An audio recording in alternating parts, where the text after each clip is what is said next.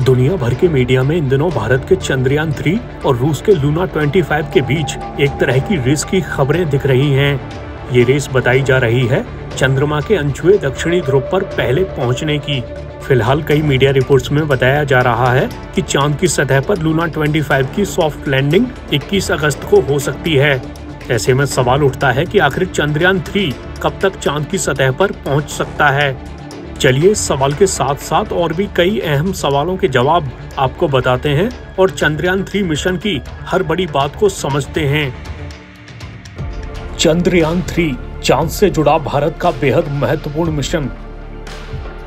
भारतीय अंतरिक्ष अनुसंधान संगठन यानी इसरो के मुताबिक चंद्रयान 3 चंद्रयान 2 का फॉलो ऑन मिशन है, जिसमें प्रमुख तौर पर चंद्रमा की सतह पर लैंडर की सॉफ्ट लैंडिंग कराने और रोवर के जरिए वहां से जानकारी जुटाने का लक्ष्य रखा गया है।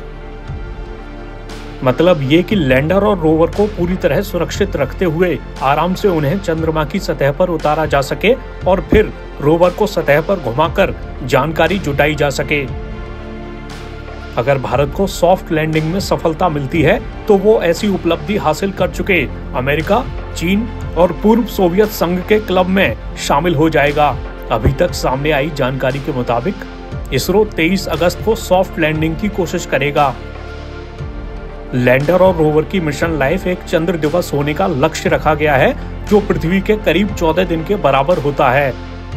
चंद्रयान 3 थर्मोफिजिकल गुणों, चंद्र भूकंपीयता, चंद्र सतह प्लाज्मा वातावरण और लैंडर के उतरने की जगह के आसपास के क्षेत्र में मौलिक संरचना की स्टडी के लिए साइंटिफिक पेलोड ले जा रहा है। चंद्रयान 3 मिशन में एक स्वदेशी लैंडर मॉड्यूल, प्रोपल्शन मॉड्यूल और एक रोवर शामिल है। इसका मकसद अंतर्ग्रही अभियानों के लिए जरूरी नई तकनीकों को विकसित करना और प्रदर्शित करना है। लैंडर सॉफ्ट लैंडिंग करने और रोवर को तैनात करने की क्षमता से लैस है, जो अपनी गतिशीलता के दौरान चांद की सतह के बारे में जानकारी जुटाएगा। प्रोपल्शन मॉड्यूल का प्रमुख काम लैंडर मॉड्यूल को लॉन्च व्हीकल इंजेक्शन से लेकर 100 किलोमीटर की चंद्र गोलाकार ध्रुवीय कक्षा तक ले जाने और लैंडर मॉड्यूल को खुद से अलग करने का था, और वो ऐसा कर भी चुका है। बात चंद्रयान 2 मिशन की करें तो इसके दौरान आखिरी पलों में लैंडर विक्रम सॉफ्ट लैंडिंग करने में सफल नहीं हुआ था। भारत के इस दूसरे चंद्र मिशन को चांद के दक्षिणी ध्रुव क्षेत्र से जुड़ी जानकारी जुटाने के लिए काफी अहम माना जा रहा था। चांद के दक्षिणी ध्रुव क्षेत्र के बारे में अभी तक ज्यादा कुछ पता नहीं है, इसीलिए इसे रोचक माना जाता है। एक बात यह भी है कि चंद्रयान 1 ने चांद पर वाटर मॉलिक्यूल्स की खोज में अहम भूमिका निभाई थी, जिनको लेकर और जानकारी जुटाने की भी जरूरत है। बताया जाता है कि चांद पर ऐसे गड्ढे हैं जहां धूप नहीं पड़ती है, इन्हें कोल्ड ट्रैप कहा जाता है और इनमें पूर्व के सौर मंडल का जीवाश्म रिकॉर्ड मौजूद होने की भी संभावना जताई जाती है। अगर चंद्रयान 3 से इस तरह की ठोस और विस्तृत जानकारियां मिलती हैं तो ये काफी बड़ी बात होगी।